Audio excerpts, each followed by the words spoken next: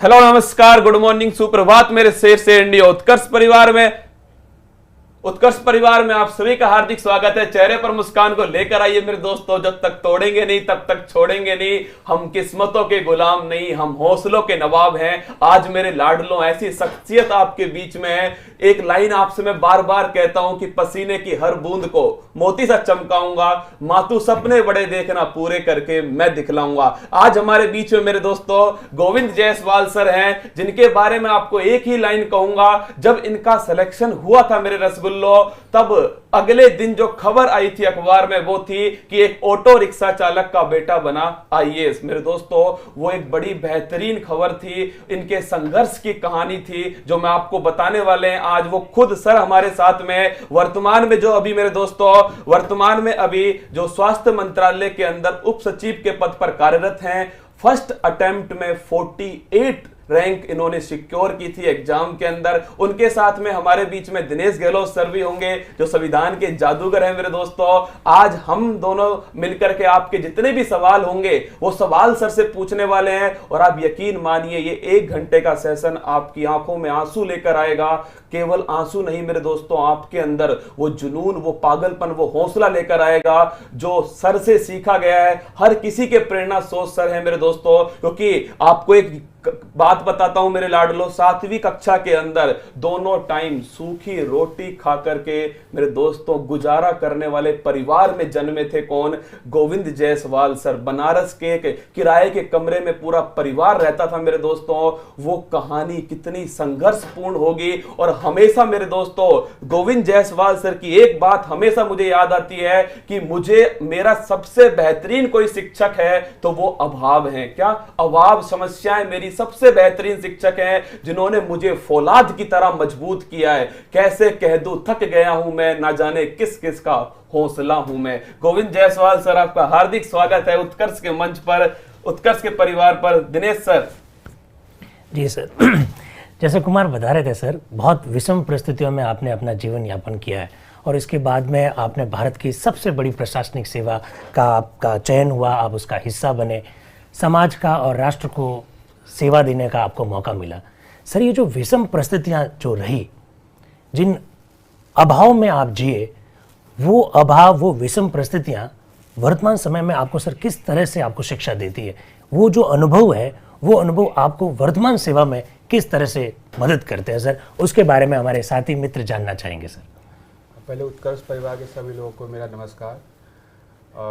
जहाँ तक आपका प्रश्न है कि कोई भी अभाव किसी को कैसे आपको मजबूत बनाता है, तो मेरा मानना है कि जब किसी आप खराब सड़क पर चले तो आपको अच्छे सड़क की वैल्यू ज़्यादा पता होती है। क्या बात है, क्या बात है। तो ये लाइफ में आपको हमेशा समझ में आएगा कि जब आप किसी रास्ते में अंधेरे में चलें तो उजाले की आपको कीमत समझ में आती है। तो जब आप ऐसे किसी भी जगह से चले, या आप देखें कि आपकी संघर्षों के साथ अपनी ज़िंदगी किसी भी स्पेसिफिक एस्पेक्ट से आपने बिताई है, तो जब वो चीज़ नहीं भी रहती है तो आपको पता रहता है कि ये सड़क समतल जरूर है लेकिन इसके अंदर गड्ढे हैं जी। तो अगर सड़क टूट भी सकती है तब भी आप चलना शुरू करेंगे।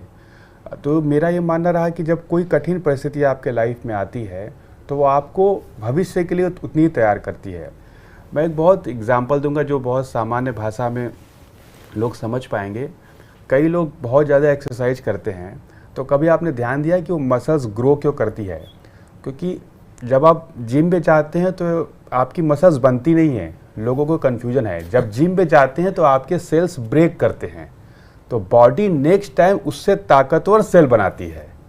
उसी प्रोसेस में वो सेल बड़े होते जाते हैं जी। तो जब आप अपने आप को बहुत हार्ड टाइम में डालते हो तो लाइफ, नेचर अपने आप ही आपको और सख्त बनाती है। तो वही रीजन है जो नेचर का बेसिक कॉन्सेप्ट है, काम करता है हर जगह। जी जी जी। थोड़ी आवाज की सर, थोड़ी आवाज तेज कर दो सर की, थोड़ी बच्चे कह रहे हैं वॉल्यूम बढ़ाओ सर। एक सवाल जो सर मेरा आपसे है कि वो 6th क्लास में ऐसी कौन सी घटना थी जिसने आपकी पूरी जिंदगी को एक नया मोड़ दे दिया, निर्णायक मोड़ जिसे कह सकते हैं? मैं जानना चाहूंगा सर, आप बताएं हमारी ऑडियंस को कि वो कौन सी घटना थी। एक्चुअली 6 क्लास या पहले तो सभी बच्चे बच्चे ही रहते हैं, पहले तो कोई ऐसा नहीं रहता, लेकिन आपको लाइफ में पता चलता है कि समाज में बहुत सारे अप डाउन है, डिस्क्रिमिनेशन भी बहुत सारे हैं। तो एक इंसिडेंट था, आई एम श्योर कि लाइफ में होता होगा सभी के साथ कभी ना कभी, लेकिन मेरे साथ जल्दी थोड़ा हो गया था। तो मैं नॉर्मली तो अपने एरिया में मैं पढ़ता, मुझे लोग जानते कि मैं पढ़ता था, लेकिन अब हम लोग का जो एरिया था वो थोड़ा वो इंडस्ट्रियल एरिया है वाराणसी का, वहाँ साड़ी का बिजनेस चलता है। तो एक बहुत अमीर लोग भी वहाँ बहुत रहते हैं और बहुत गरीब लोग भी रहते हैं, जैसे किसी भी बड़े एरिया में होता है कि साइड में कुछ बहुत लोग रहते भी हैं। तो मैं खेलते खेलते किसी के घर चला गया था, तो वहाँ मैं एक लड़के से मैं खेलने लगा था। फिर मुझे कुछ समय बाद उसके फादर आ गए थे, तब उन्होंने पूछना शुरू किया था कि कहाँ बिलोंग करते हो, किससे तुम बिलोंग करते हो, कौन फादर है। तो तब मैंने उनको बताया अपने फादर के बारे में। तब वो बहुत गुस्सा आ गया था, एग्रीवेट हो गए थे कि तुम उस एरिया से आके हमारे घर में कैसे हमारे बच्चे के साथ खेल रहे हो। तो थोड़ा उनका रफ व्यवहार था, मतलब क्लास 6 के हिसाब से। तो मुझे उसमें बहुत ज़्यादा ही मेंटली शौक लगा था कि समाज में ये भी एस्पेक्ट एग्जिस्ट करता है।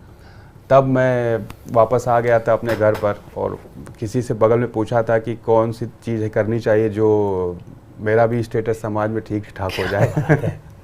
तो उस समय उन्होंने बताया कि बिजनेस कर सकते हो जिसके लिए तुम्हारे पास पैसा नहीं है, and in A lighter mode he said कि या तो तुम IAS बन सकते हो। तो मैंने सोचा कि अच्छा पैसा नहीं है तो मैं IAS ही बनना ट्राई करूँगा, क्योंकि मैं मेहनत कितना भी कर सकता था। क्या बात तो जो ऑप्शन अवेलेबल था मेरे पास, मैंने उसको चूज़ किया था उस टाइम। तो ये एक रीज़न था। एक्चुअली 6th क्लास में IAS बनने को सोचा था मैंने तभी से।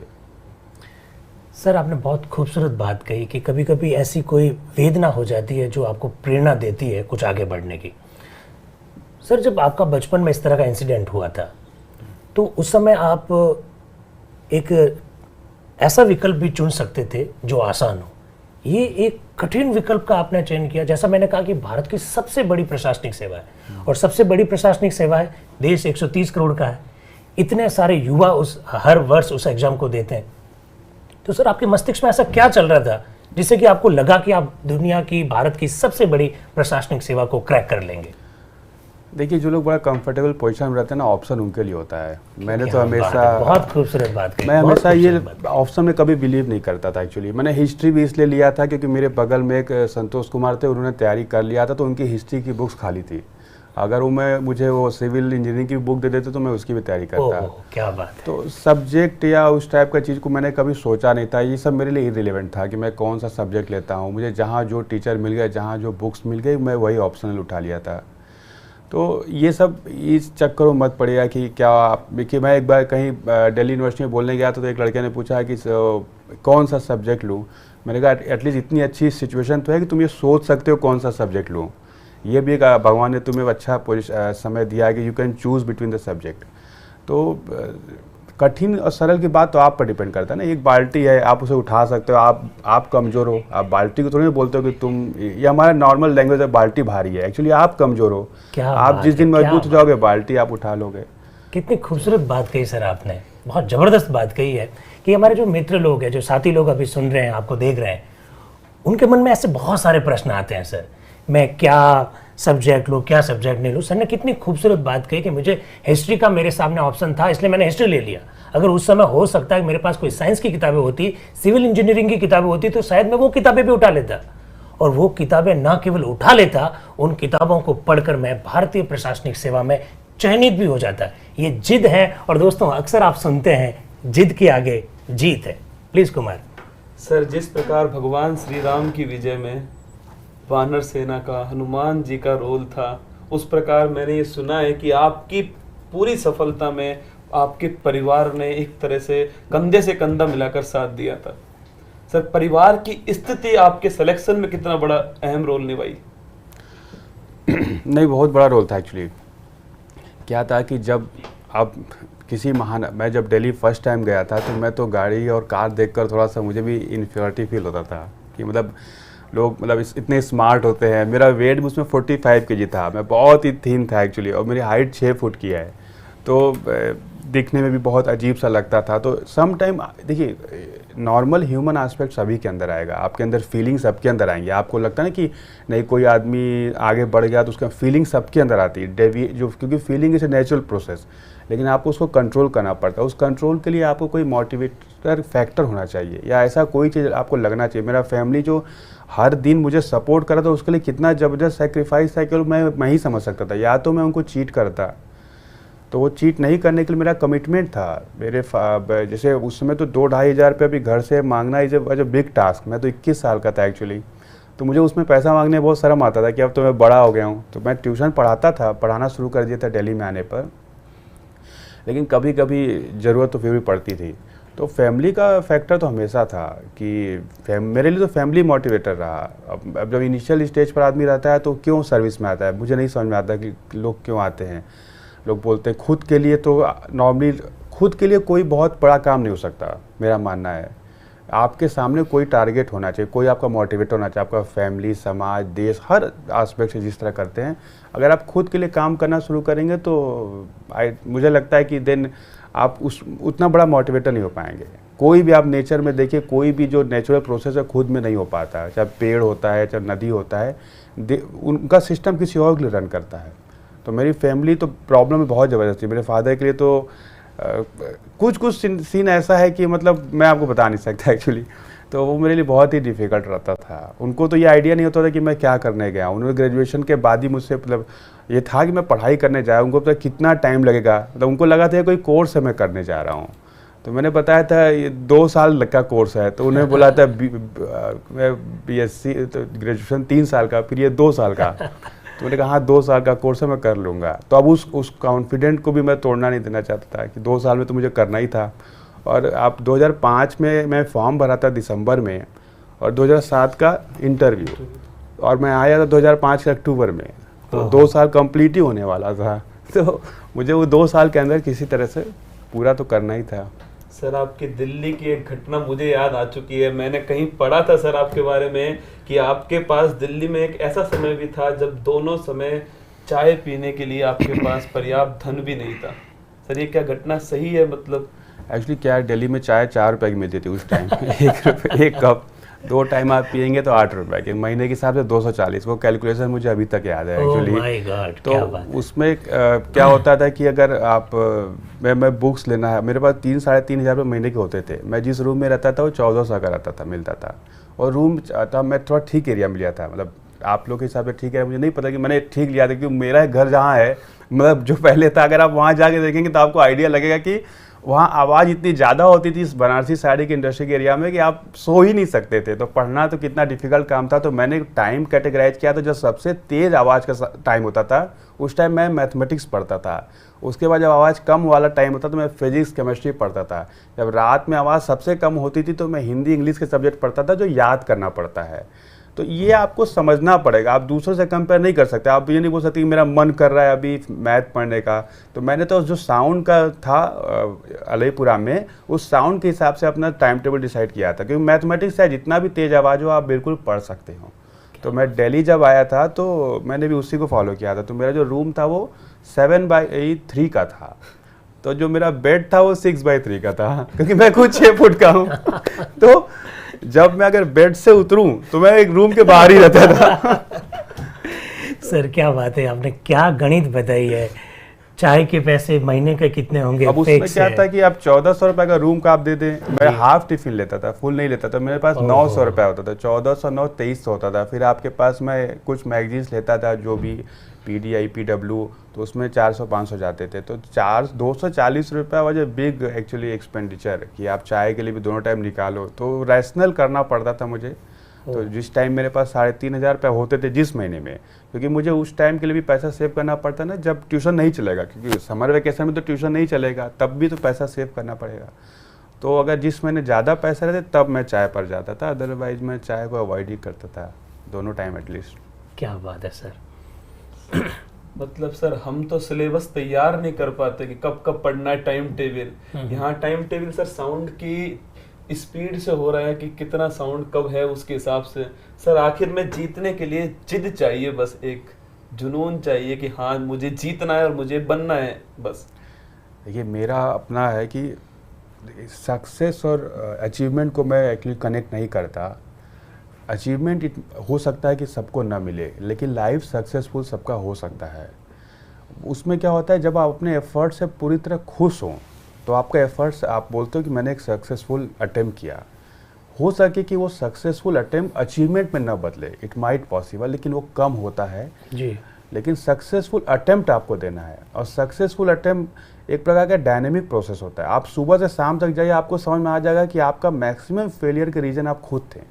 आप शाम को कभी भी घर बैठिए, इन किसी भी एज में, आप 15-20 साल से लेकर 50-60 साल, जिस भी एज में अगर आप शाम को बैठेंगे तो आपको रियलाइज हो जाएगा कि आपके फेलियर के रीज़न आप ही थे, कोई और नहीं था। मतलब प्रकृति में, मेरा नेचर में बहुत ज़बरदस्त बिलीफ है।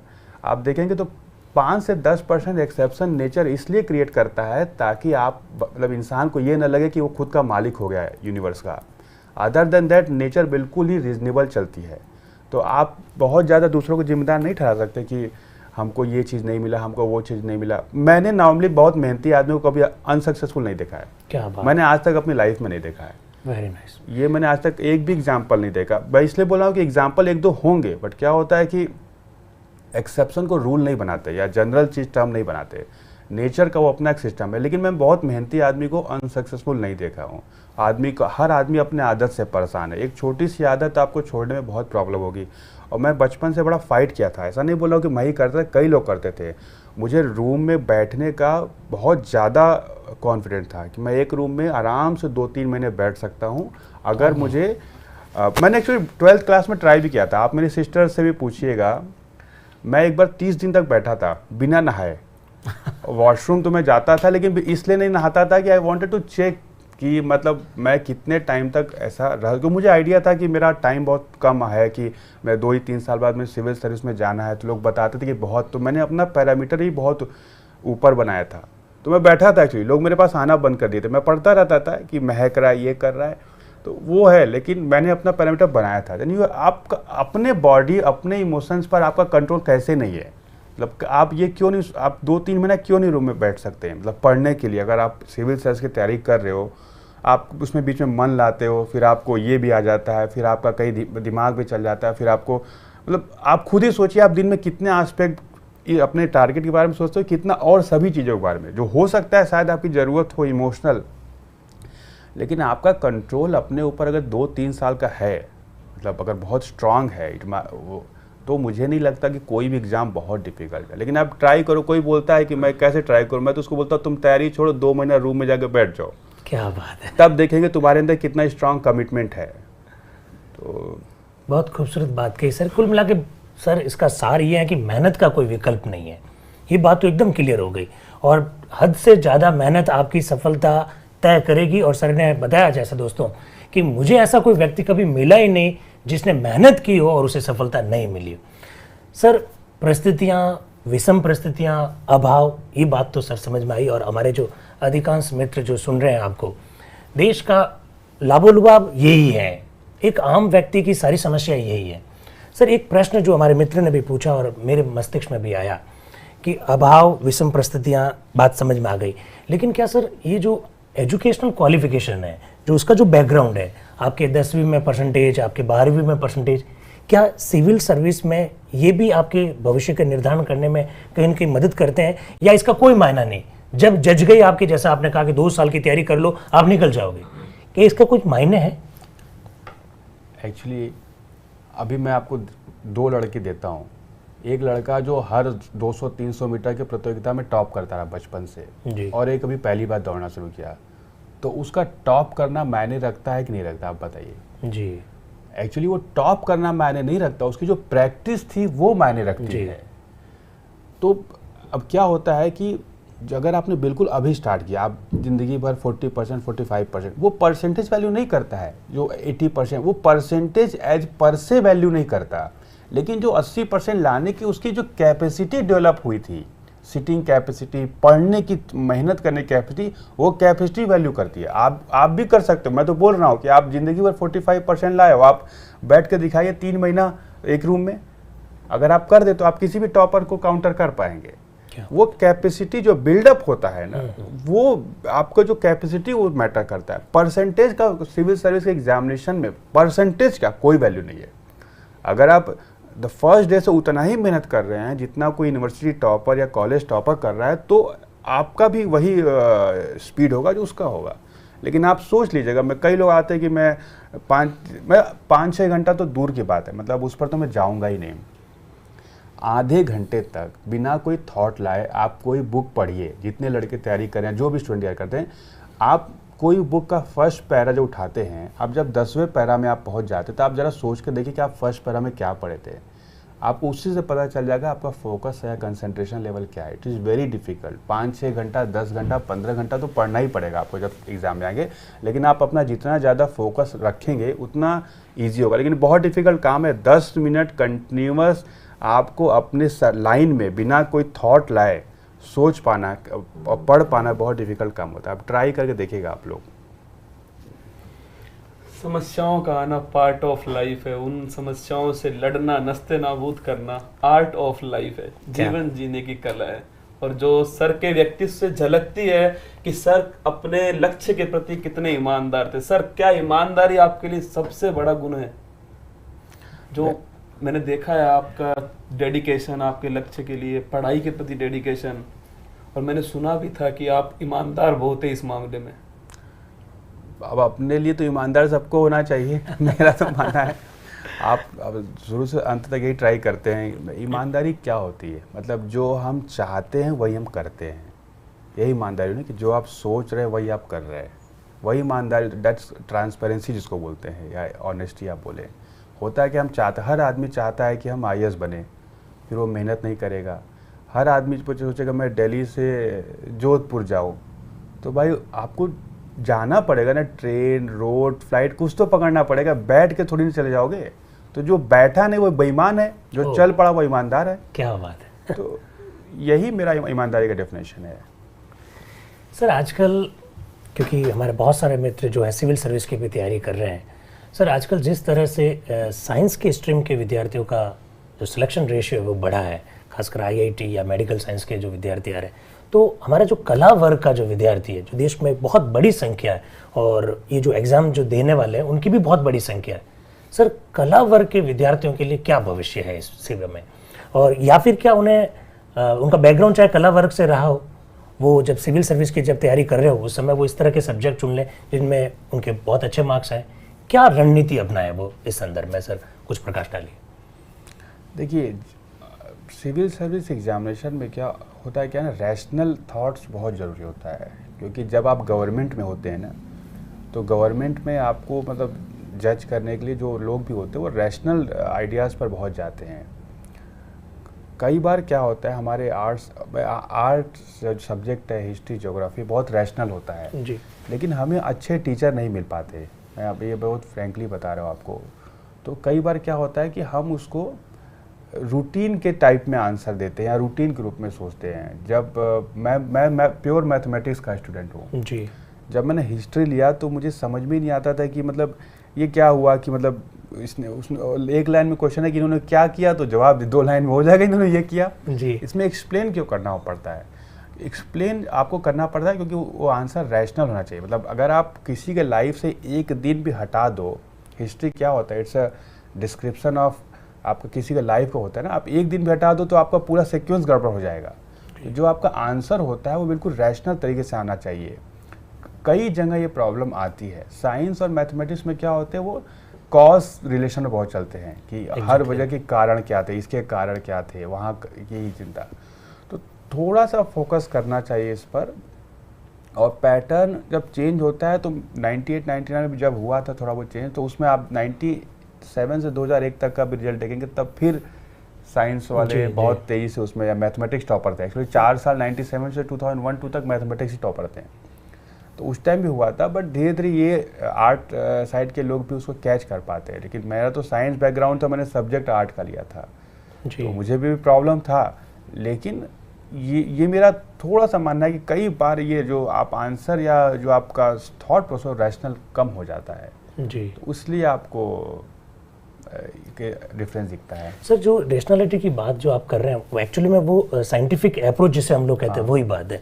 तो साथियों बात आपको समझ में आ गई होगी। हमारे जो कला वर्ग के जो विद्यार्थी हैं सर एक मैसेज देना चाहते हैं कि अगर आप भी अपना एक साइंटिफिक अप्रोच डेवलप करें, अगर आप अपने प्रश्नों के उत्तर में उस रेशनैलिटी को लेकर आए जो अक्सर साइंस के विद्यार्थी में अपेक्षित होती है, तो ऐसी स्थिति में कला वर्ग के विद्यार्थियों को भी वो सफलता हासिल हो सकती है।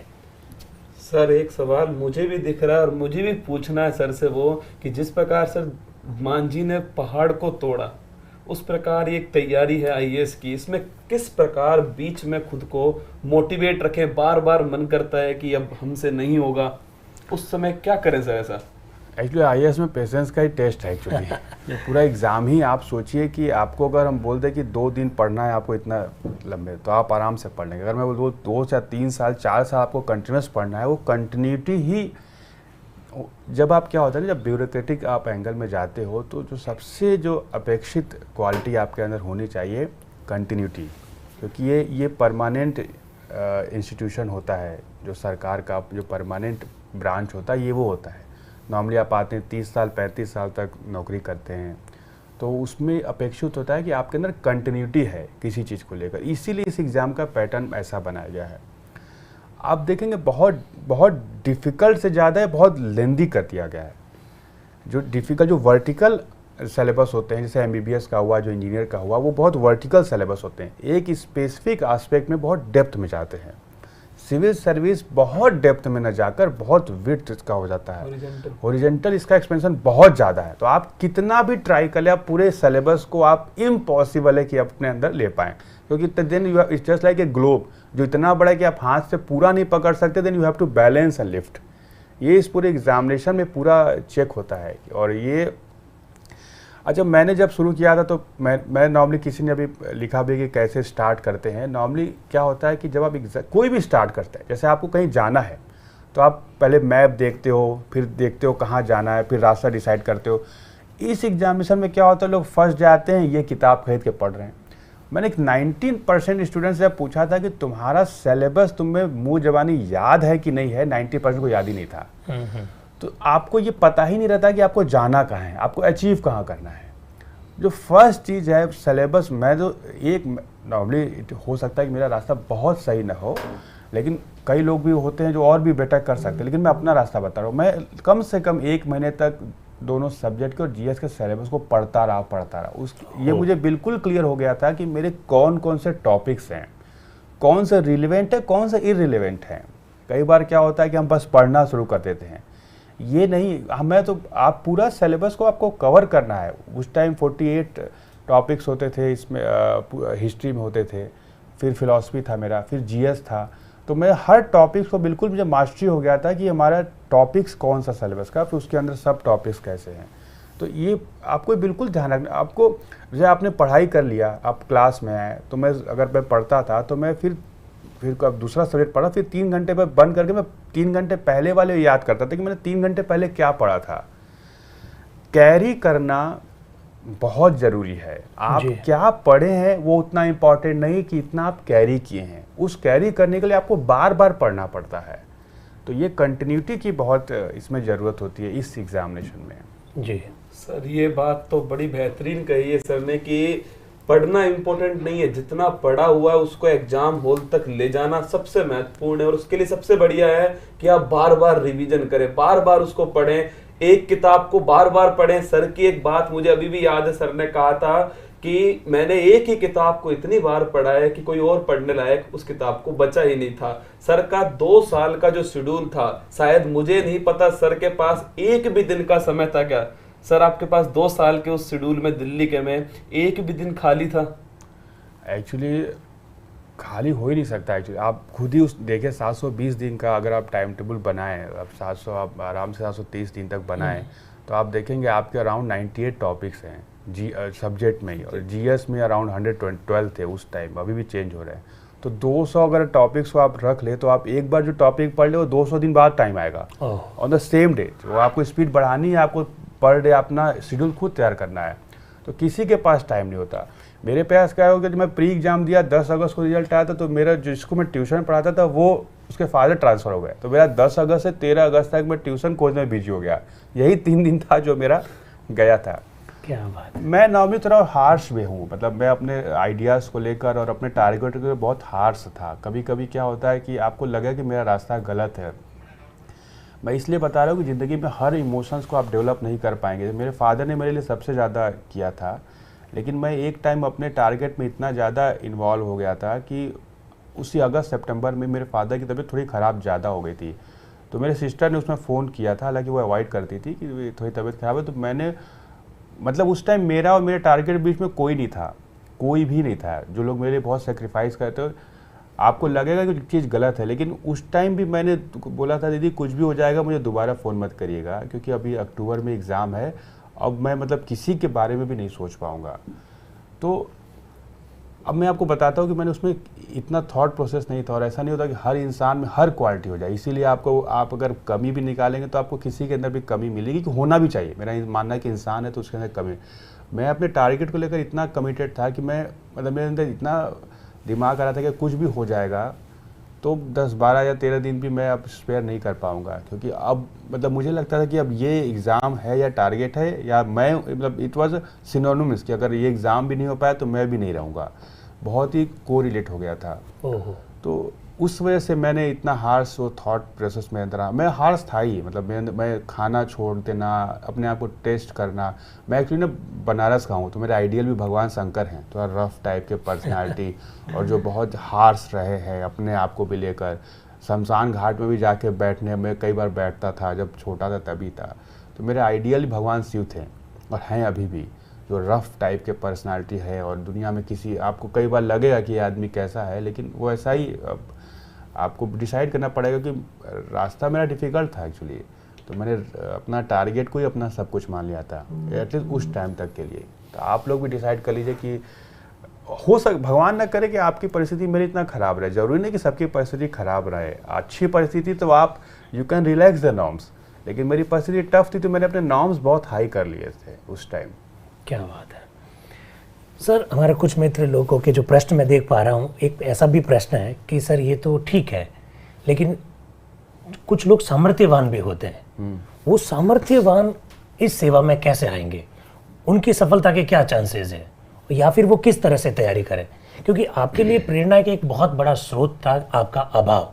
आपने विषम परिस्थितियों को खुद ने अनुभूत किया था, लेकिन ऐसे मित्र, ऐसे हमारे जो साथी जो सुन रहे हैं, वो कह रहे हैं कि हम तो सामर्थ्यवान हैं, हमारे लिए प्रेरणा का क्या स्रोत है?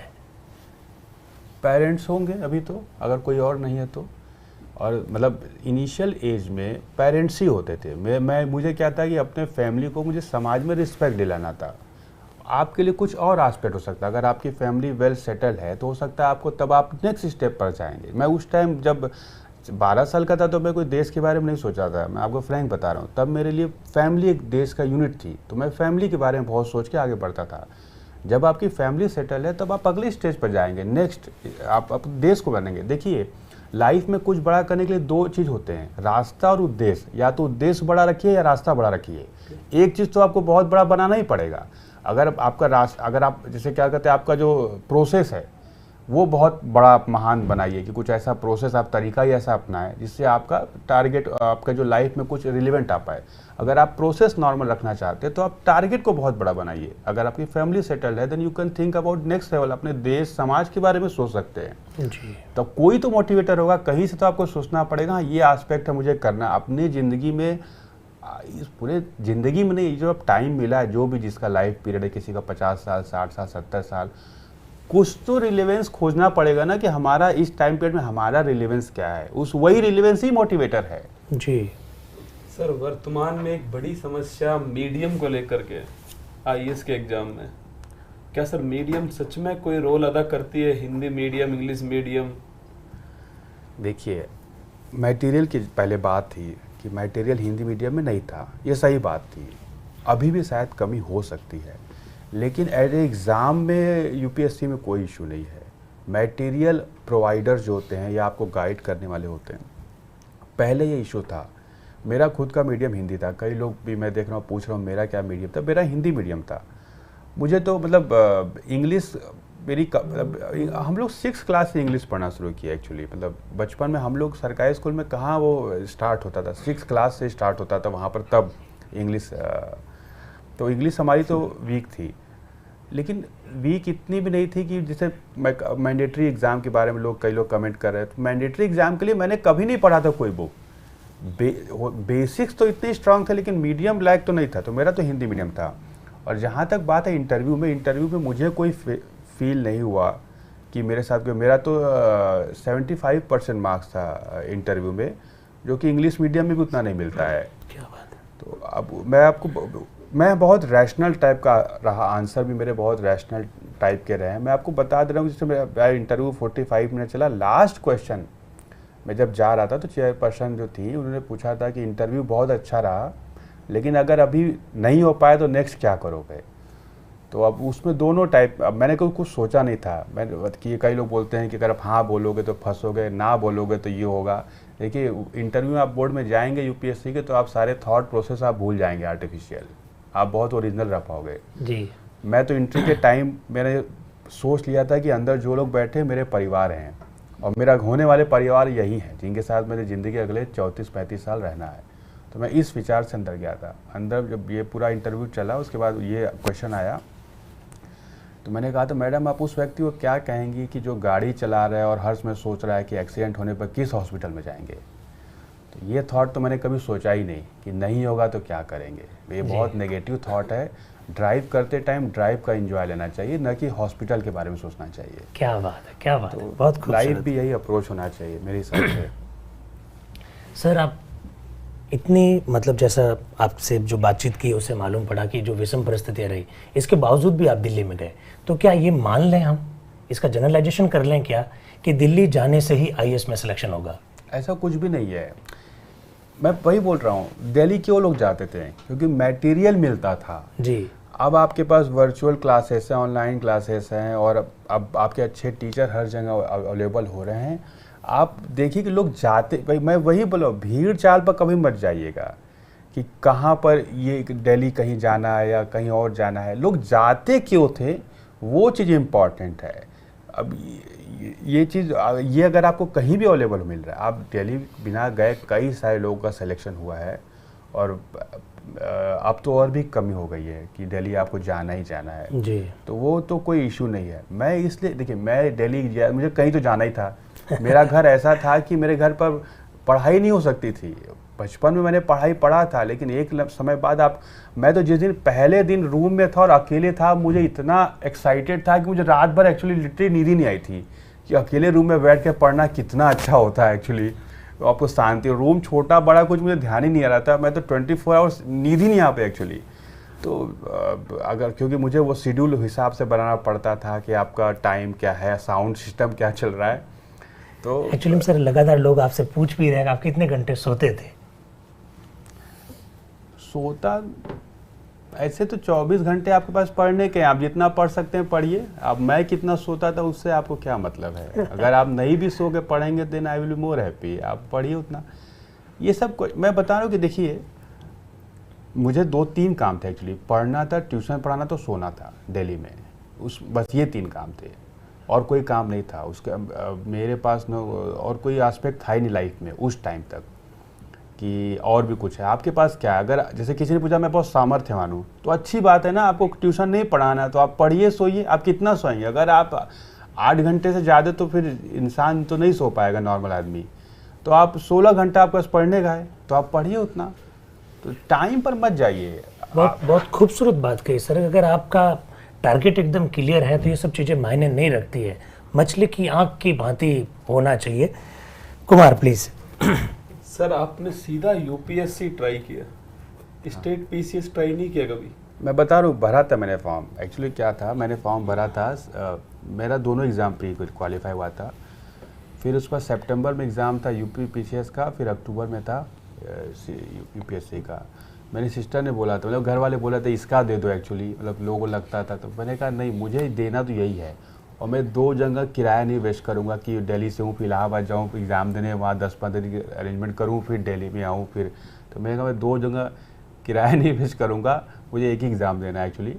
और मुझे सिविल सर्विस के प्रति ये था कि मैं आईएएस में एग्ज़ाम, क्योंकि ये बचपन से मैंने सोचा हुआ था, तो एग्ज़ाम भरा था।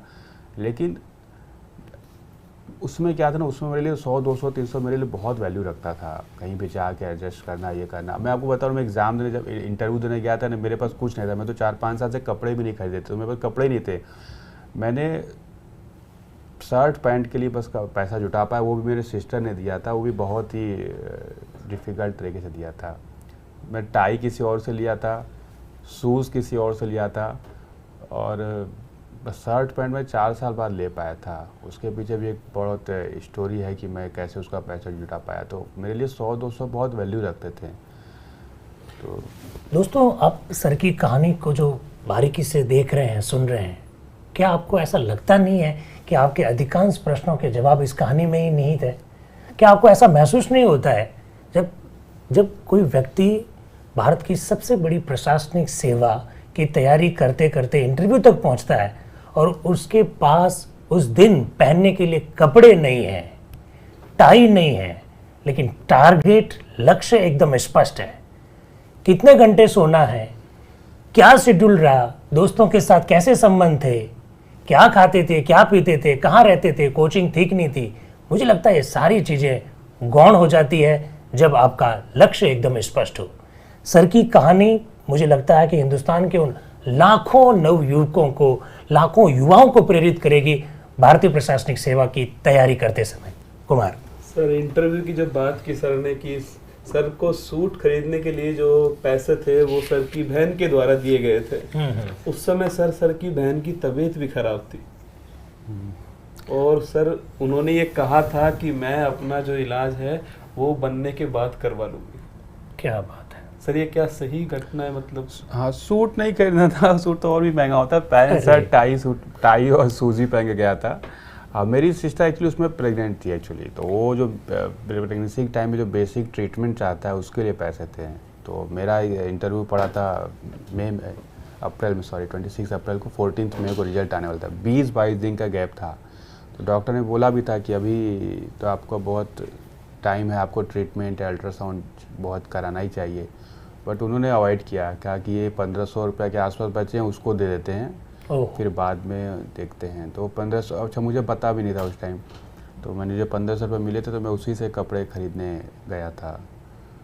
तो देखिए, लाइफ इजी कभी नहीं होती। लोग कहते हैं ना कि लाइफ संघर्ष है, मेरा तो मानना है संघर्ष ही लाइफ है। आराम तो केवल मुर्दा लोग करते हैं। जब तक आप जिंदा हैं, आप देखिए कि आपका चप्पल भी तभी तक चलता है जब तक वो फ्रिक्शन करता है। जिस दिन चप्पल फ्लैट हो जाता है ना, उसी दिन आप स्लिप कर जाते हो जी। तो जो जितना संघर्षफुल है, जिसकी लाइफ जितनी फ्रिक्शन से, आपको आइडिया ही नहीं कि जिन लोगों का बहुत सोच रहे हो कि आगे चले गए, ऊपर चले गए, उनकी लाइफ में और फ्रिक्शन आता है। एक्चुअली लाइफ में लाइवलीनेस जो होती है ना, वो फ्रिक्शन से आती है। आप चप्पल खरीदते हो ना कि जब पैर स्पेस हो, ज़मीन से खूब रगड़ खाए। आपको अगर आरामदायक चाहिए तो ऐसा चप्पल खरीदे ना बिल्कुल सपाट हो, आप उससे चल ही नहीं पाओगे। नेचर अलाउ नहीं करती, प्रकृति अलाउ नहीं करती, जिंदा रहना भी अलाउ नहीं करती उन लोगों को जो लोग संघर्ष से डरते हैं। सर, आपकी तैयारी में और आपके चयन में आपके परिवार की बहुत बड़ी भूमिका रही। आपके पिताजी का, आपकी बहन का बहुत बड़ा रोल रहा, जिस तरह से बातें आ रही है सामने। सर, हमारे बहुत सारे मित्र ये भी प्रश्न पूछना चाह रहे हैं, मैं प्रश्न देखा भी है मैंने। अगर आपका परिवार आपको सपोर्ट नहीं कर रहा है और आपने एक ख्वाब पाल रखा, आपने एक सपना पाल रखा है कि मुझे भारत की सबसे बड़ी प्रशासनिक सेवा में जाना ही जाना है, तो ऐसी परिस्थितियों में परिवार के साथ सामंजस्य कैसे रखें एक, और कैसे इस परीक्षा को करेक्ट करें, ये एक बहुत बड़ी चुनौती बन जाती है। तो सर, क्योंकि आपके साथ तो ये प्लस पॉइंट था कि आपका परिवार साथ में था, लेकिन कई बार हमारे जिस तरह के जो सामाजिक मूल्य हैं उनमें कई बार टकराव आ जाता है। पेरेंट्स चाहते हैं, एक सेफ वे लेना चाहते हैं, जबकि बच्चा ने एक बहुत बड़ा सपना पाल रखा है। तो ऐसी स्थिति में उसे क्या करना चाहिए? देखिए, ये बिल्कुल सही हो सकता है, लेकिन क्या होता है कि जब आप सही रास्ते पर हैं तो परिवार, कई ऐसा नहीं होता कि परिवार शुरू से सब साथ ही रहते हैं, ऐसा नहीं हो, ऐसी बात नहीं होती है। मैं आपको बता रहा हूँ मेरे साथ परिवार क्यों था। परिवार मेरा बहुत समझदार था, लेकिन क्या था कि उन लोगों को भी एजुकेशन का कोई आइडिया नहीं था। मुझे सबसे पहले तो सोसाइटी को खुश करना पड़ा, वो भी मैंने शुरू किया था 7th क्लास से। खुश इन द सेंस कि सब लोग बोलना शुरू करे कि लड़का बहुत पढ़ता है, इसको पढ़ने दीजिए। मेरा जो बिल्डिंग था, उसके बिल्डिंग पे हर फ्लोर पर 5-6 रूम थे, हर रूम में एक फैमिली रहती थी, एक बाथरूम था। मैं इतना कॉन्शियस रहता था कि मैं रूम से निकल कर 2 बार वॉशरूम भी नहीं जाता था कि लोग सोचे कि बार बार देखो कहाँ आता जाता है। तो सोसाइटी में मैंने अपनी इमेज ऐसे ही क्रिएट की थी कि हर आदमी जाके मेरे फादर सिस्टर सबसे बोलता था कि भाई लड़का बहुत पढ़ने वाला है, इसको पढ़ने देना। ये काम मैंने 7-8 साल पहले शुरू किया था, जब मैं 7th क्लास में था। ये ऐसा नहीं होता कहीं भी, देखिए कोई आपको एक सिस्टम क्रिएट कर, इको सिस्टम इसको बोलते हैं, इको सिस्टम क्रिएट कर। अब मैं दिन भर खेलता रहता, क्रिकेट खेल रहा हूँ, इधर घूम रहा हूँ, मूवी देख रहा हूँ, तो परिवार साथ होता क्या? परिवार नहीं साथ होता उस समय। परिवार इन द सेंस कि अब मेरे फादर ने मुझे कभी काम करने के लिए नहीं कहा, ये बहुत बड़ी बात है। मैंने हालांकि काम किया है, मैंने जूते की शॉप पर 300 रुपये महीने में 9th क्लास में पूरा 1 साल काम किया, क्योंकि उस साल मेरे घर पर बहुत ज़्यादा फाइनेंशियल प्रॉब्लम थी। मैं शूज़ जो लड़के होते हैं वो काम करता था, मतलब 5-6 घंटे के लिए करता था। मेरे बिल्डिंग में ऊपर ही रहते थे जो दुकानदार थे, उनके दुकान में मैंने काम किया है। लेकिन फिर भी मैं जैसे ही घर आता था मैं पढ़ना शुरू करता, रात को ही पढ़ते। वो जब भी जाते थे, सब लोग तब छत पर सोता था, जब भी जाते थे देखते मैं पढ़ रहा हूँ तो उन्होंने 10th क्लास में बोल दिया कि भाई इसको अब दुकान मत भेजो, लड़का तो पढ़ता रहता है, इसको पढ़ने दो। तो ये एक इकोसिस्टम आपको क्रिएट करना पड़ता है, जहाँ आपका जो दुनिया में सबसे मुश्किल काम है अपने पड़ोसी को खुश करना ना, कि वो भी बोले आपके बारे में कि लड़का पढ़ता है। तो वो काम भी किया था मैंने, और उसके लिए मैं वॉशरूम जाना अवॉइड करता था कि दिन में 2 बार जाऊँगा, लोग 2 बार देखेंगे। तो तब हर टाइम आपको अपने आप को ऐसा सिस्टम, इसके बावजूद भी हो सकता है परिवार आपका साथ न दे, लेकिन मेरा मानना है कि अगर डिटर्मिनेशन बहुत सख्त है ना, तो ऐसा कोई भी नहीं होगा। कितना भी पत्थर आदमी हो जाए, वो भी आपको नहीं कर सकता। मतलब मेरे आसपास के तो बहुत ही कई लोग तो बहुत भयानक टाइप के लोग थे, लेकिन वो भी बोलना शुरू कर दिए थे कि लड़कियों को पढ़ने दीजिए। क्योंकि मुझे 2000 जब 5-6 में एग्ज़ाम क्रैक करना, तो मैंने 97-98 से वो सिस्टम तैयार करना शुरू किया था। लोगों से बातचीत करना कम शुरू किया, पढ़ाई में व्यस्त रहता था। बच्चों के साथ रहना मुझे बहुत पसंद है, मतलब मैं सब बच्चे मुझसे डरने लगे थे क्योंकि मैं बात ही नहीं करता था। जब भी देखता था तो ऐसी अजीब आंखों से देखता था, क्योंकि जैसे होता है कि आपका मन किया कि आप किसी से जाकर बोलें या बच्चे के साथ 1 घंटा खेलें। आप 1 घंटा खेलने गए तो जब उसका भी मन करेगा वो भी तो आएगा आपके साथ खेलने 1 घंटा, तो ये 2 घंटा बर्बाद होगा आपका जी। ये सब चीज़ें आपको पूरा सोचना, इमोशन की कोई वैल्यू नहीं है। यू हैव टू बिल्कुल अपना कहते हैं इमोशन को बर्न करना पड़ता है, तब सब साथ आते हैं, तब समाज भी साथ आता है, परिवार भी आता है। परिवार तो था, मेरा बहुत अच्छा परिवार था, लेकिन जब मैंने भी 7-8 साल इन्वेस्ट किए थे वैसा माहौल क्रिएट करने में, किसी की हिम्मत ही नहीं थी। सब लोग जानते थे किसी ने अपोज किया then they will lose me. Okay sir, आपने माहौल इसलिए बनाया ताकि आप तैयारी ढंग से कर सकें, लेकिन सर कई बार ये देखने में आया है कि जब माहौल ज़्यादा बन जाता है तो उस बच्चे से अपेक्षाएं बढ़ जाती है समाज को, और उन अपेक्षाओं पर जब वो खरा नहीं उतरता है, कई बार ऐसा हो जाता है, क्योंकि आपको 100% सफलता मिले ये सुनिश्चित नहीं है। जब सफलता नहीं मिलती है और अपेक्षाओं का बोझ तले वो इतना जब दब जाता है, तो कई बार हमको अवसाद जैसी चीज़ों में को हमको देखते हैं, और कई बार बच्चे जो युवा जो लोग हैं वो एक गलत रास्ता भी अपना लेते, कभी कभी वो आत्महत्या का भी रास्ता अपना लेते। तो ऐसी स्थिति में समाज की जो अपेक्षा है और उनकी अपेक्षाओं का जो बोझ है, उन बोझ के साथ विद्यार्थी किस तरह से सामंजस्य बना कर रखें, ये भी हमारे विद्यार्थियों को बताएं ताकि उन्हें कुछ मोटिवेशन मिले। देखिए, ये इस चीज़ को हमेशा ध्यान रखना चाहिए। जिंदगी मतलब कि सबसे इम्पॉर्टेंट चीज़ क्या होती है, लाइफ खुद अपने आप में इम्पॉर्टेंट होती है, सबसे इम्पॉर्टेंट होती है कि लाइफ का होना जी। ये एक्सपेक्टेशन, सोसाइटी, स्टेटस, समाज, ये सब तक है जब तक लाइफ है। लाइफ का एग्जिस्टेंस ख़त्म हुआ तो सब अपने आप ख़त्म हो जाएगा। ये तो कभी सोचना भी नहीं चाहिए। मतलब मैं तो कभी नहीं मानता कि अब चूँकि अब मैंने एक फेज पहले भी बिताया, अब सर्विस में भी 13 साल हो गए हैं, 14 साल होने वाले हैं। ये सबसे इम्पॉर्टेंट है कि लाइफ होनी चाहिए। कई बार आपको लगता है कि सक्सेस आपको इस चीज़ के लिए, आप हो सकता है आप इस चीज़ के लिए बने ही नहीं थे, हो सकता है लाइफ में कोई और बेटर चीज़ आपका वेट कर रही हो।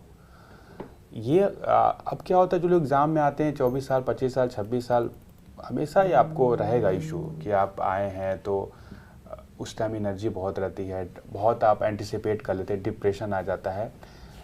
लेकिन लाइफ फुल ऑफ सरप्राइजेस है।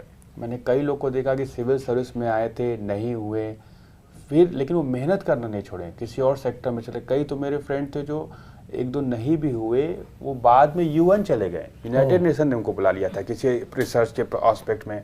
अब दुनिया तो बहुत चेंज हो गई, अब तो आपको भी सारे कई बार हम लोग जो छोटे शहर के लोग हैं उनको अपॉर्चुनिटी नहीं पता चलती थी, इन्फॉर्मेशन नहीं होती थी, बट आईटी टेक्नोलॉजी में तो बिल्कुल रिवोल्यूशन ला दिया है जी। तो ये कभी नहीं सोचना चाहिए कि ये चीज़ ख़त्म हो गया। लाइफ हमेशा आपके लिए सरप्राइजेज रखेगी। डिप्रेशन की जहाँ तक बात है, ये कभी कभी असफलता को आप हैंडल ना कर पाए, या सफलता भी कई लोग हैंडल नहीं कर पाते। मैं आपको दोनों बता रहा हूँ। कई बहुत सक्सेसफुल लोग भी आपको डिप्रेशन में दिखेंगे, आप जाकर देखेंगे तो कई बड़े बड़े लोग भी डिप्रेशन की दवा खा रहे हैं जी। हर चीज़ को हैंडल करना आपको बिल्कुल आना ही चाहिए।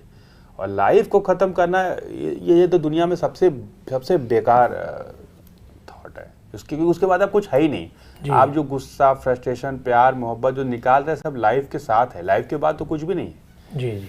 तो वो तो नहीं सोचिए। कुल मिलाकर बात ये है कि जान है तो जहान है। अभी राजस्थान हाईकोर्ट का भी एक जजमेंट था, उसकी हेडलाइन ही सर यही थी कि जान है तो जीवन में सारी चीज़ें पूरी हो जाएगी। Please Kumar. Sir, offline coaching का तो अपने आप में महत्व है, लेकिन वर्तमान समय में जो ऑनलाइन कोचिंग है, जैसे कि उत्कर्ष ने भी सर ऑनलाइन कोचिंग स्टार्ट की है, आईएएस के बैच की भी स्टार्ट की है। सर, ऑनलाइन कोचिंग भी क्या निर्णायक भूमिका निभा रही है वर्तमान में, कोविड-19 के दौर में तो खास तौर से। आपको क्या लग रहा है सर, ऑनलाइन कोचिंग का कितना महत्व है? देखिए, ऑनलाइन कोचिंग कुछ एस्पेक्ट में बहुत अच्छा ही एक्चुअली, इसलिए मैं बता रहा हूँ कि कई बार अप्रोच आपकी नहीं हो पाती। आप शहर में जाते हैं तो आपके बहुत सारे एक्सपेंसेस भी होते हैं। मतलब लोग दिल्ली क्यों आए, मतलब हो सकता था हम भोपाल जाते या किसी और भी शहर जाते हैं जहाँ भी आपको मटेरियल मिलता था या जहाँ आपको एक अच्छा गाइडेंस मिलता था, वहाँ आते थे। अब ऑनलाइन में क्या है कि वो आपको अगर वर्चुअल प्लेटफॉर्म पर मिल रहा है तो वो आपको और भी बेटर है, क्योंकि आपके क्वेश्चन कोई भी चीज़ आप क्यों करते वो इम्पॉर्टेंट है। आप क्लासेस लेते थे कि एक अच्छे टीचर के लिए, अच्छे मटेरियल के लिए और अच्छे गाइडेंस के लिए, और आपका जो क्वेरी है वो किसी ऑथेंटिक व्यक्ति ने उसको रिजॉल्व किया है, और वही चीज़ आपको एग्ज़ाम में रिप्लिकेट करना चाहिए। अगर ये आपको ऑफलाइन से मिले, ऑनलाइन से मिले, जिस तरीके से मिले आपको लेना चाहिए, क्योंकि अभी के टाइम में ऑनलाइन के अलावा कोई और ऑप्शन ही नहीं है, स्पेशली कोविड के टाइम में। और जो छोटे शहर में लोग हैं या जो इतना अच्छा एक्सपेंडिचर नहीं अफोर्ड कर पाते, उनके लिए तो और भी अच्छा है एक्चुअली कि अगर आपको घर से मिल रहा है। मेन चीज़ है आप कितना एक्सट्रैक्ट करते हैं, आप ऑनलाइन से एक्सट्रैक्ट करते हैं कि ऑफलाइन से एक्सट्रैक्ट करते हैं, वो वैल्यू नहीं, आप कितना भी किसी क्लास में एक्सट्रैक्ट कर पाते हैं वो इम्पॉर्टेंट है। जी सर, आप सरकार का हिस्सा है और आपने इस बात को बहुत महसूस किया कि जो महामारी है उस महामारी ने, सरकार ने बहुत जो अपनी भूमिका है बहुत ढंग से निभाई है, लेकिन सरकार की भी बहुत सारी लिमिटेशंस है। सर, इस महामारी के इस दौर में प्राइवेट सेक्टर को समाज में किस तरह से अपना योगदान देना चाहिए? तो क्योंकि सरकार की वित्तीय सीमाएं हैं, देश बहुत बड़ा है, भौगोलिक क्षेत्र भी बहुत बड़ा है, जनसंख्या भी बहुत बड़ी है, तो कोरोना की महामारी में सरकार अकेले अपने बलबूते पर नहीं लड़ सकती है। तो ऐसी स्थिति में भामाशाहों की बड़ी भूमिका है, प्राइवेट सेक्टर की बड़ी भूमिका, तो इसको और कैसे बढ़ावा दिया जा सकता है? देखिए, अभी तो क्या है कि डिफ़िकल्ट टाइम है पूरे दुनिया के लिए जी। पूरे दुनिया के लिए डिफ़िकल्ट टाइम है। उसमें सरकार है, प्राइवेट है, एनजीओ हैं, सिविल सोसाइटीज़ हैं, सब अपने तरीके से कंट्रीब्यूशन कर रहे हैं। जी। कई बार क्या होता है, private sector run on profit, जो कि बिजनेस का बेसिक कॉन्सेप्ट भी है, लेकिन एथिकल जो प्रॉफिट होता है, मेरे हिसाब से उसको आपको वैल्यू ज़्यादा देना चाहिए। जी। क्योंकि समाज में कई सारे लोगों को इस समय एक फाइनेंशियली प्रॉब्लम आ रही है, नौकरियां भी जा रही हैं, कई सारे बच्चे भी होंगे जिनके पेरेंट्स की भी जा रही होंगी, तो उनका एजुकेशन पर ज़्यादा फोकस करना चाहिए। जब सब सही था तब कमज़ोर वर्ग के बच्चे इतना प्रॉब्लम फेस करते थे, आज तो सबसे बड़ी मार उन्हीं पर पड़ी होगी, क्योंकि जो सशक्त हैं वो 2 साल 3 साल तक भी सर्वाइव कर सकते हैं, लेकिन जो लोग कमज़ोर वर्ग के हो तो हर महीने का सर्वाइवल का इशू आता है। जी। तो मेरा रिक्वेस्ट प्राइवेट सेक्टर से यही रहेगा कि इस समय जो वीकर सेक्शन है उसको सपोर्ट करते रहना चाहिए, क्योंकि स्पेशली उनके लाइवलीनेस का, क्योंकि मैंने तो पेन बहुत फील किया है जी। कि कभी फादर का अगर रिक्शा मेरे कई बार चोरी हो जाता था, तो एक बार चोरी हो जाता तो कितने दिन तक हम लोगों के लिए तो it was a tough time.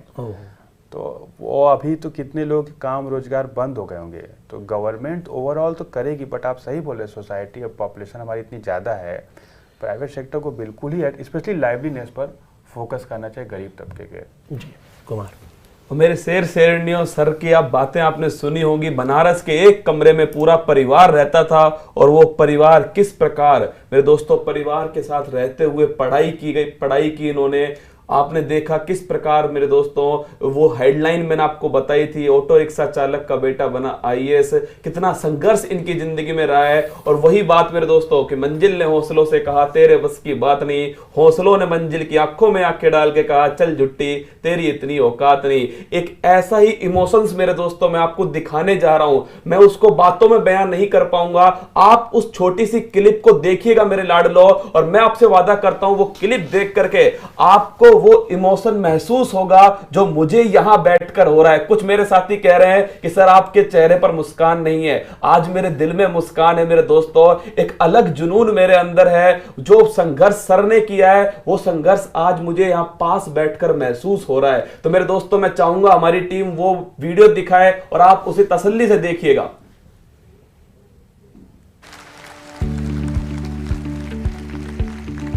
मैं चाहता हूं कि आपकी ये करतल ध्वनि तब तक जारी रहे जब तक उनके पिताश्री नारायण लाल जायसवाल, उनकी बहन ममता जायसवाल, उनके बहनोई राजेश जायसवाल, परिवार से ये तीनों लोग हमारे बीच में हैं। मैं चाहता हूं कि जब तक वो हमारे बीच आए आपकी हाथ तालियां बजाते रहें। दोस्तों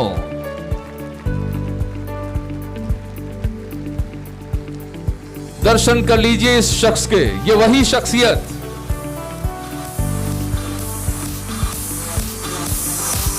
अभावों से जूझते हुए नारायण लाल जायसवाल ने अपने सुपुत्र को, अपने इकलौते सुपुत्र को आईएएस अधिकारी बनाया।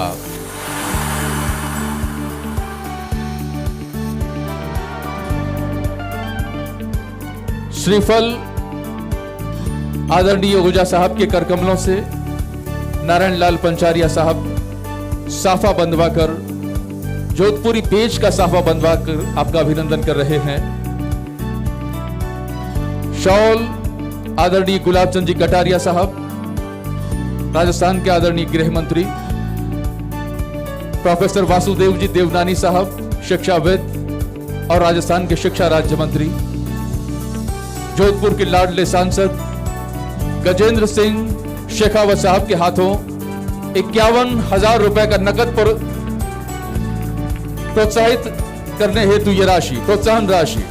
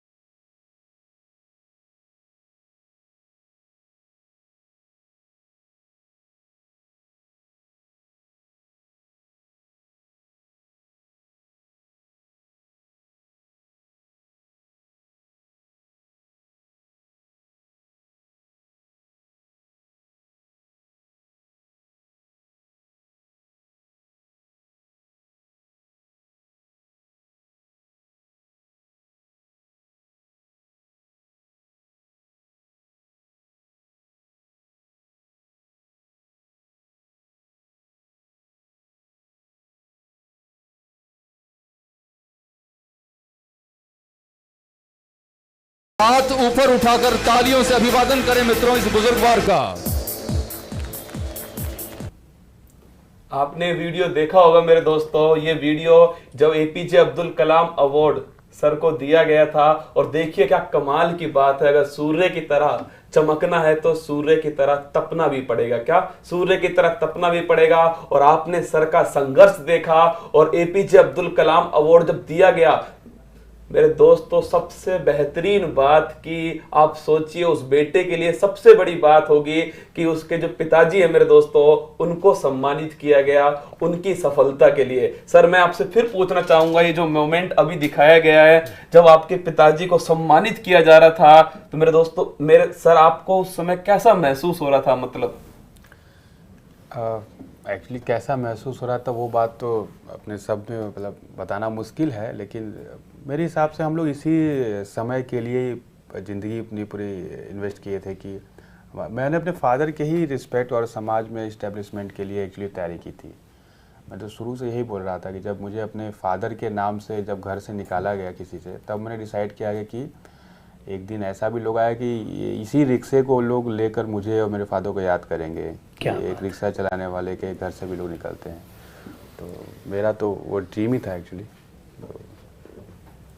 मतलब एक ड्रीम, देखिए यही ड्रीम है आपका भी, मेरा भी, सबका यही ड्रीम है जो तैयारी कर रहे हैं उन सभी का एक ही ड्रीम है कि जो पिता हैं हमारे वो हमारी जो सफलता है मेरे दोस्तों उसके परिचायक बने हमारे पिता, और हमारे पिता को वो खुशी मिल सके, उसी के लिए आप और मैं सब संघर्ष कर रहे हैं। सर ने भी संघर्ष किया और सर ने आपको वो बात बोली कि वो रिक्शा जो है वो सूचक बनेगा हमारा। और देखिए मेरे दोस्तों आज जब सर का सिलेक्शन हुआ तो यही हेडलाइन थी कि ऑटो रिक्शा चालक का बेटा बना आईएएस। सर एक हेडलाइन और थी जो मैं पूछ ही लेता हूं आपसे, अभी सर टाइम है, समालोचनात्मक व्याख्या करनी है आपको सर। एक खबर थी आईएएस बेटा घर लाया आईपीएस बहू।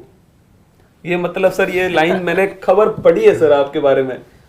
नहीं देखिए, शादी क्या होता है ना कि हर लाइफ के हर एस्पेक्ट का एक अलग रीजनिंग होता है। जब आप शादी करते हैं तो क्यों करते हैं? शादी दो लोग ऐसे करते हैं जो एक दूसरे को जानते हैं या समझते हैं। वो लव मैरिज भी हो सकती है, अरेंज मैरिज भी हो सकती है, क्योंकि आपको लाइफ में एक पार्टनर चाहता है। तो आईएएस आईपीएस से नहीं होता ये, मतलब क्या होता है क्योंकि आप मिलते हो अपने ही ग्रुप में ज़्यादातर, तो कहीं ना कहीं आपको अपने सर्विस देख कर कोई नहीं होता है। एक्चुअली मैं आपको इसी रैशनैलिटी की बात बोल रहा था। आप शादी किससे करते हो? जिसको आप जानते हो। जानते किससे हो? जिससे आप मिलते हो। तो आप जब सर्विस में आते हो तो ज़्यादातर आप उन्हीं लोगों से मिलते रहते हो और फिर आपकी समझ डेवलप होती है। तो ऐसे लोगों से शादी हो सकते हो। कई बार आप देखेंगे आपको कई सारे टीचर मिलेंगे जिनकी वाइफ हो सकती टीचर हो। तो ये टीचर से शादी नहीं करते, आप उससे शादी करते हैं जिसको आप जानते हैं। एक्चुअली वो एस्पेक्ट काम करता है, जानते हैं, फिर आपकी थॉट प्रोसेस, आपकी अंडरस्टैंडिंग बनती है।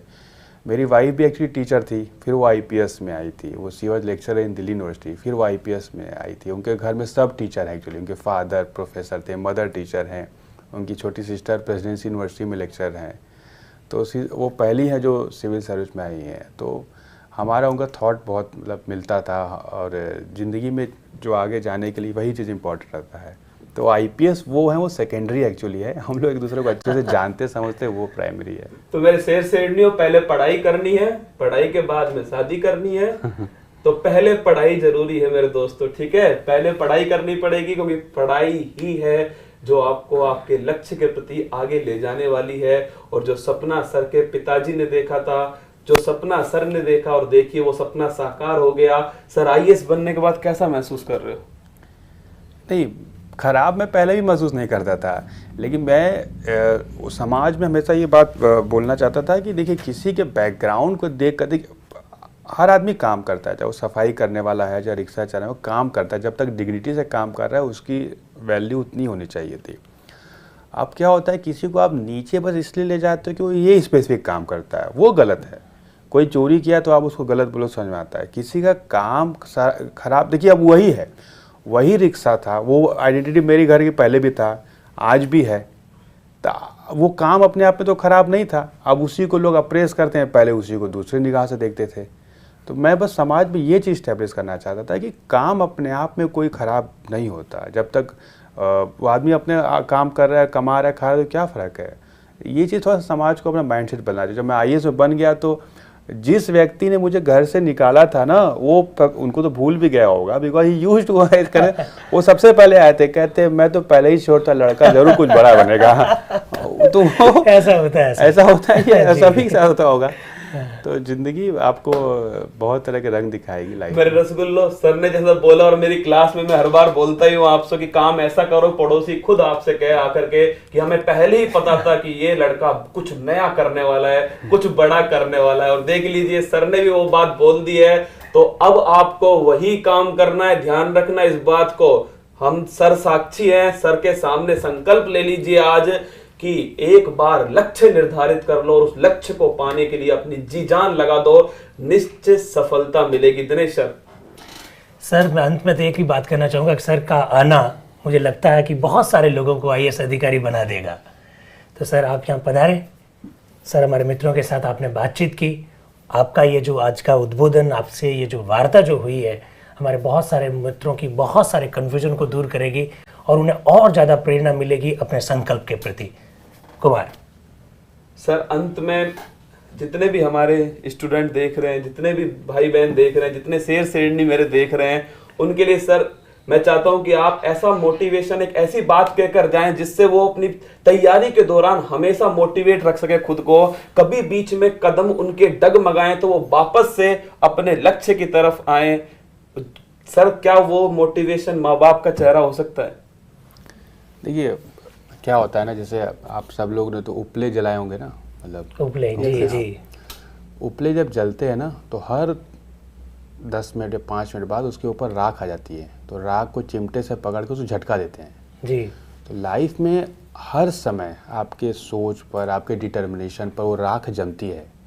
तो जो चिमटा होता है ना, वो कुछ भी होना चाहिए, चाहे आपका परिवार हो चाहे कुछ हो, उसके बारे में सोचकर आपको झटका देना है, तभी वो राख हटेगी। फिर ये आपका फायर, आपका तेज़ी से आप कहते हैं ना आग, फिर भड़केगी।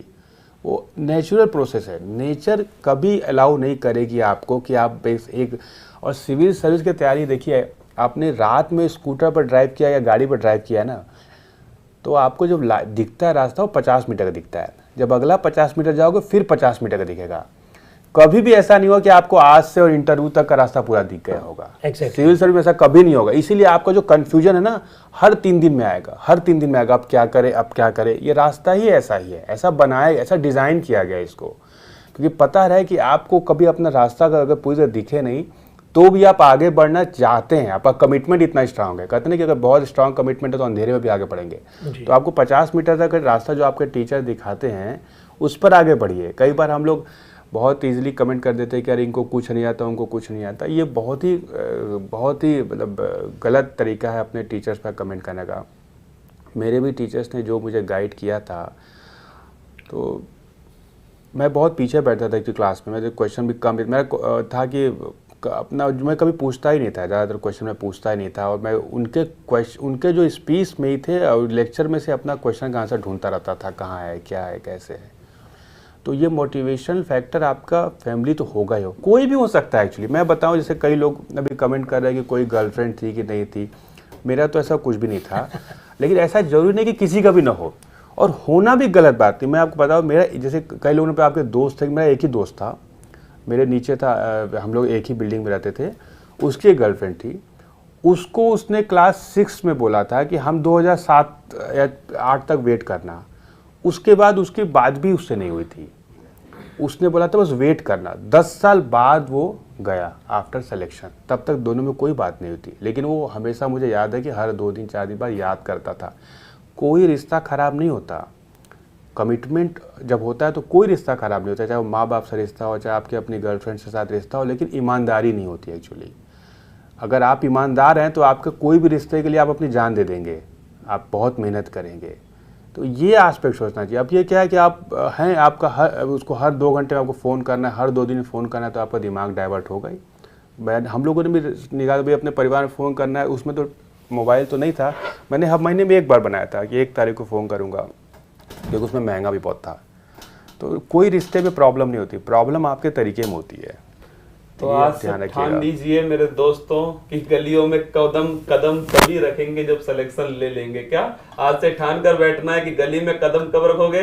जब सिलेक्शन ले लोगे। और मेरे दोस्तों वो लाइन याद कीजिए जो सर के ऊपर बिल्कुल सटीक बैठती है कि जो पानी से नहाएगा वो केवल लिबास बदल सकता है और जो पसीने से नहाएगा वो इतिहास बदल सकता है। और सर ने वो इतिहास बदल के दिखाया है, इतिहास रच के दिखाया है। हिंदी मीडियम में पहले ही अटेम्प्ट में 48 रैंक, फर्स्ट अटेम्प्ट में 48 रैंक लाए हैं।